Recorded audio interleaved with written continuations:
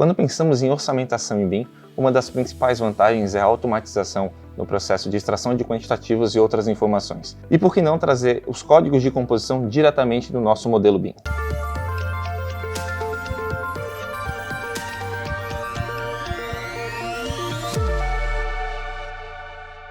Pessoal, hoje eu vim falar de códigos de composição no nosso modelo BIM.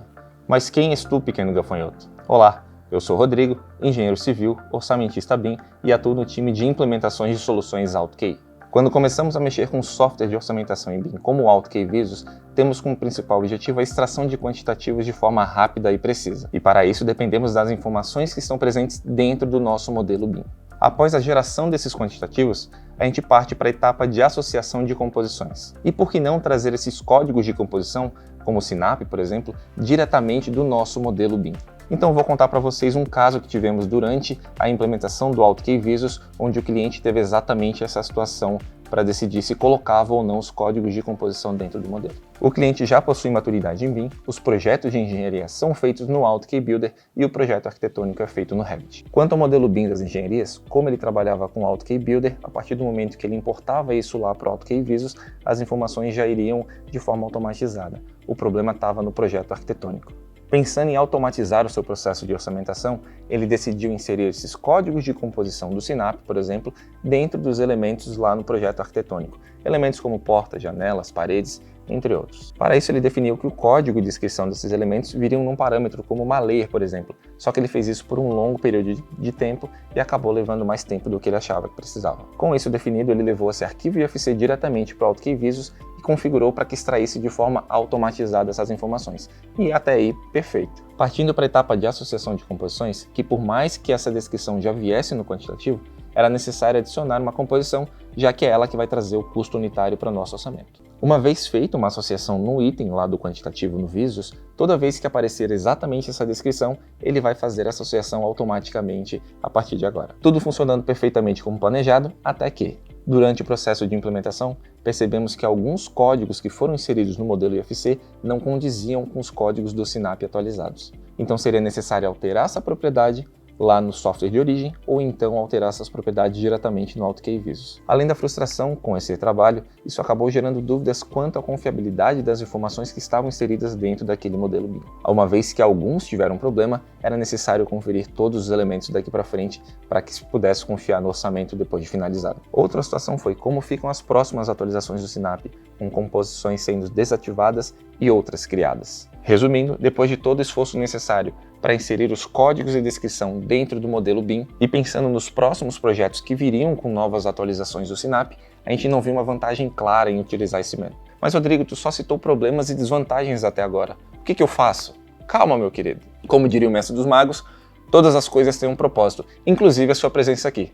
Sim, ele falou isso. Não existem apenas desvantagens em utilizar essas informações dessa forma. Como vantagens, a gente pode citar também a adição de novas informações para a extração de dados, o que é importante no modelo BIM. Caso você utilize um banco de dados próprio, não ficará dependente das atualizações do Sinap e terá um maior controle sobre essas composições. Outra vantagem é que essas informações serão mais precisas se comparadas com um modelo genérico, feito focando apenas na modelagem e não nas informações do nosso modelo.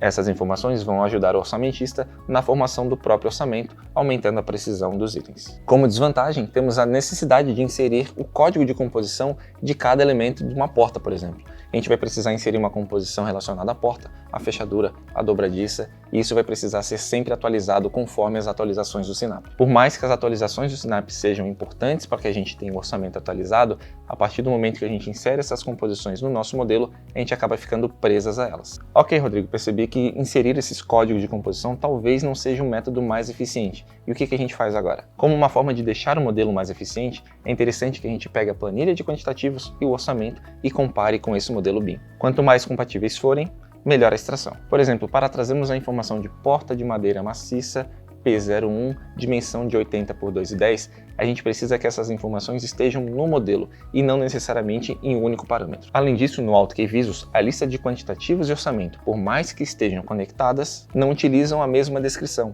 já que a descrição que vai vir lá no nosso orçamento estará vindo da composição que foi associada a ele. Além disso, no Visos, como a gente possui recursos de inteligência e automatizações, a partir do momento que a gente associa uma composição de custo a um determinado quantitativo, toda vez que aparecer essa descrição do quantitativo, ele será associado automaticamente no nosso orçamento. Caso essa composição de custos seja descontinuada pelo banco de dados referencial, a solução não trará mais essa associação a determinado quantitativo. E caso você queira trazer essas informações de forma mais organizada, eu sugiro a você começar a trabalhar com grupos de propriedade ou então os chamados P7s. Esses P7s, como eu comentei, são um grupo de propriedades configurados no software tanto de engenharia quanto de arquitetura e podem ser configurados para trazerem as informações necessárias à extração de dados aqui no AutoCAD Visos. Utilizando a porta como exemplo, a gente pode criar um P7 dentro desse software que ele traga por campos separados cada informação que a gente precisa.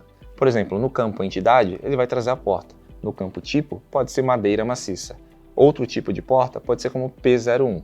Dimensão 80 por 2,10. E lá no AutoCAD Visos a gente agrupa isso por ordem, dependendo da configuração que a gente decidir colocar. Por meio desse grupo de propriedades, a gente consegue organizar e padronizar essas informações para que a gente consiga ter uma boa descrição para os nossos quantitativos a partir daí. Então, caso você estivesse em dúvida se deveria ou não inserir os códigos de descrição dos elementos no seu modelo BIM, eu espero ter esclarecido alguns pontos para que você leve isso em consideração. E se você teve uma outra experiência com código de composição, coloque aqui nos comentários. Muito obrigado pela sua atenção e até uma próxima.